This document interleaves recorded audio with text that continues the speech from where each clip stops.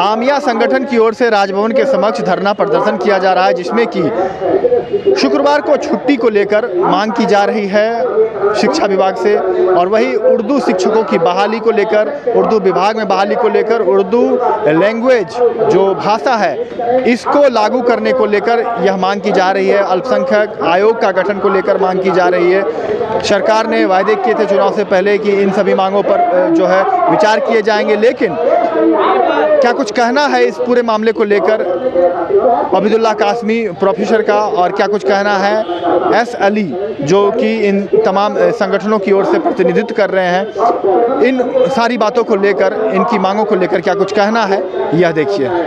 देखिए, बिहार से जब 2000 में अलग होकर के झारखंड एक नई रियासत बनी, तो उस टाइम ये बात कही गई थी कि जो हुकूक और जो सहूलियात बिहार झारखंड में माइनॉरिटीज़ को और भाषाओं को हासिल था, वो सारी सहूलतें झारखंड बनने के बाद भी हासिल होंगी। लेकिन झारखंड बनने के बाद एक तहरीक शुरू की गई उर्दू के लिए, और एक लड़ाई लड़ने के बाद यहाँ नोटिफिकेशन दूसरी सरकारी ज़बान बनने के लिए जारी किया गया। हालांकि सरकार को चाहिए था कि बग़ैर आंदोलन के दूसरी सरकारी ज़बान उर्दू को करार दिया जाना चाहिए। नोटिफिकेशन बराए नाम जारी हो गया, लेकिन अभी भी दूसरी सरकारी ज़बान होने के बावजूद अमली तौर पर, व्यवहारिक तौर से उर्दू सरकार के किसी भी महकमे में लागू नहीं है। बिहार में हर डिपार्टमेंट में ट्रांसलेटर हैं, उर्दू ट्रांसलेटर हैं जो एक ज़बान से दूसरी ज़बान में तर्जमा करते हैं, लेकिन झारखंड के किसी विभाग में ट्रांसलेटर नहीं है, तर्जमान नहीं है, जिससे उर्दू बोलने वालों को और उर्दू भाषी को बड़ी दिक्कत होती है। और ख़ास तौर पर उर्दू स्कूलों के साथ जो सौतेला रवैया, चाहे वो एनडीए की सरकार हो या यूपीए की सरकार हो, दोनों का सलूक बिल्कुल नारवा रहा है। किसी सरकार ने उर्दू स्कूलों को आगे बढ़ाने, उर्दू किताबों के शाये करने और उर्दू टीचरों की बहाली में संजीदगी से कोई तवज्जो नहीं दिया। बदकिस्मती ये है कि ज़बानों का कोई धर्म नहीं होता है, ज़बानों का कोई मज़हब नहीं होता है, लेकिन उर्दू ज़बान को मुसलमानों से जोड़ दिया गया। और मुसलमानों से जोड़ देने की बुनियाद पर जितने हमारे विधायक जो जीत कर आते हैं, वो इसलिए नहीं सवाल खड़ा करते हैं कि अगर हम उर्दू की लड़ाई की बात करेंगे तो हम पर मुस्लिम तरफदारी का इल्ज़ाम लग जाएगा, फिर हमारा वोट बैंक कट जाएगा। इसीलिए वो लोग खुल करके विधानसभा में उर्दू की लड़ाई नहीं लड़ते हैं, उर्दू की बात नहीं करते हैं, ताकि उनका वोट बैंक जो है वो कट नहीं जाए। तो भाई, इसको उर्दू ज़बान को वोट बैंक से नहीं देखा जाए। ये ज़बान एक ऐसी ज़बान है जिसका तहरीक आज़ादी से बड़ा अहम रोल रहा है। अभी बगन के आंदोलन में नारा लग रहा था, इनकलाब जिंदाबाद। ये तो एक ऐसा नारा है उर्दू का जिस नारे को तमाम हिंदुस्तानी ज़बानों ने ले लिया और अपनी तहरीक को जान पैदा करने के लिए इस नारे का इस्तेमाल करते हैं। तो सरकारों से यही गुजारिश है, सरकार से, कि उर्दू स्कूलों की तरक्की और उर्दू स्कूलों की तरवीज के लिए जितना मुमकिन हो सकता है उतनी कोशिश की जाए। उर्दू स्कूलों को निशाना बना करके उर्दू स्कूलों को बंद न किया जाए, किताबें शाये की जाए, उर्दू टीचरों की बहाली की जाए।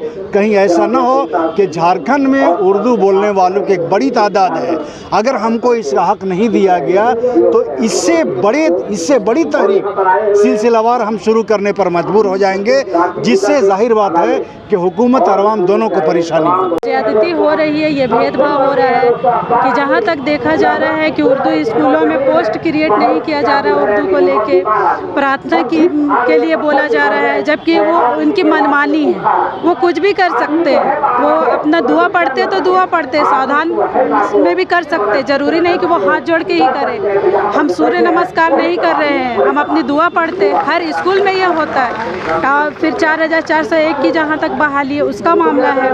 तो इसको लेके सारे कुछ देखते हुए सरकार से हम लोग ये मांग कर रहे हैं कि आज हम लोग शांतिपूर्वक से हम लोग ये महाधरना दे रहे हैं, और ये आज रांची में नहीं और भी जिलों में 7 जिलों में हम लोगों का हो रहा है। अगर हम लोगों की बातें नहीं मानी गई, अगर पोस्ट क्रिएट नहीं किया गया, उर्दू स्कूलों के साथ भेदभाव बंद नहीं किया गया, उर्दू एकेडमी का गठन नहीं किया गया, तो हम लोग आने वाले समय में क्रांतिपूर्वक हम लोग ये प्रदर्शन करेंगे। उर्दू स्कूलों के जो बोर्ड है उससे उर्दू का नाम हटवाया गया।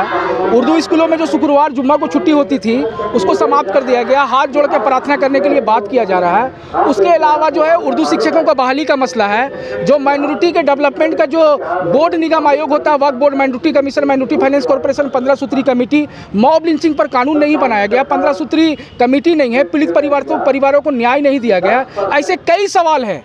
उन सारे सवालों को लेकर आज हम लोग रांची राजभवन के पास महाधरना दे रहे हैं। उसके अलावा जो है गिरिडीह में, जामताड़ा में, देवघर में, साहेबगंज में और पश्चिमी सिंहभूम के चक्रधरपुर में, कोडरमा में, इन सारे जिलों में जो है धरना प्रदर्शन किया जा रहा है। आज हम लोगों का धरना प्रदर्शन के माध्यम से सरकार से मांग है, क्योंकि ये धरना जो है सरकार के खिलाफ नहीं है, लेकिन सरकार को जगाने के लिए आज हम लोग धरना दिए हैं कि जो उर्दू स्कूल जो बिहार के पीरियड से संचालित है, जो दी बिहार एजुकेशन कोड के माध्यम से जिसका नियमावली बना हुआ है, उसमें उसका स्टेटस बरकरार रखा जाए और शुक्रवार की छुट्टी बरकरार रखा जाए। माइनॉरिटी कमीशन बनना चाहिए, माइनॉरिटी फाइनेंस कॉर्पोरेशन बनना चाहिए, वक्फ बोर्ड बनना चाहिए, 15 सूत्री कमेटी का गठन किया जाए। आप देखिए कि मॉब लिंचिंग कानून नहीं बना है, पीड़ित परिवारों को पीड़ित प्रतिकार अधिनियम 2018 के तहत जो है न्याय नहीं दिया गया है। ऐसे कई मांग है जो झारखंड सरकार से हम लोग कर रहे हैं। अगर हम लोगों के मांगों को नजरअंदाज किया जाता है, 1 महीना के अंदर में हमारे मांगों को नहीं माना जाता है, तो हम लोग आज धरना दे रहे हैं। आने वाले समय में हम लोग चौपाल लगाएंगे और उस चौपाल में हम लोग जो है निर्णय लेंगे। दूसरा इंपॉर्टेंट बात यह है कि शिक्षा विभाग का जो रवैया है और शिक्षा सचिव को जो रवैया वो सही नहीं है, वो अल्पसंख्यक विरोधी है। खास करके उर्दू को लेकर उनका रवैया हमेशा नकारात्मक रहा है। तो हमारा सरकार से मांग है कि शिक्षा सचिव को अविलंब हटाया जाए। अगर उनको नहीं हटाया जाता है तो हो सकता है कि हम लोग जो आने वाले समय में सड़क में उतर के इसका विरोध करें। सरकार जो है, सरकार का जो सलाहकार है वो सही सलाहकार नहीं है। मैं सरकार को ये कहना चाहूँगा कि दी बिहार एजुकेशन कोड 1961 आप पढ़िए, ये अंग्रेज ब्रिटिश समय से लागू है और ये केवल झारखंड में नहीं, बिहार में भी, यूपी में भी और देश के दूसरे प्रांतों में भी लागू है। आपको जानकारी का अभाव है, आप जो है तुगलकी फरमान जारी कर देते हैं। आप जो मीडिया में खबरें छपता है उसको आधार बना के कार्रवाई कर देते हैं। आपको पहले जानकार लोगों से वार्ता करना चाहिए, कमेटी बनाना चाहिए, छात्रों का पंजी देखना चाहिए, शिक्षकों का स्थापन पदस्थापन देखना चाहिए, जो स्कूल है उसकी भूमि का जमीन देखना चाहिए, उसका स्थापना देखना चाहिए, उसके बाद आपको निर्णय लेना चाहिए। लेकिन आपने ऐसा कुछ नहीं किया, सीधा कार्रवाई का निर्देश दिया, जो कहीं से भी न्याय उचित नहीं है और हम लोग इसका विरोध करते हैं। अपना परिचय दीजिए। मेरा नाम एस अली हुआ, मैं अध्यक्ष हूँ झारखंड छात्र संघ आमिया संगठन रांची।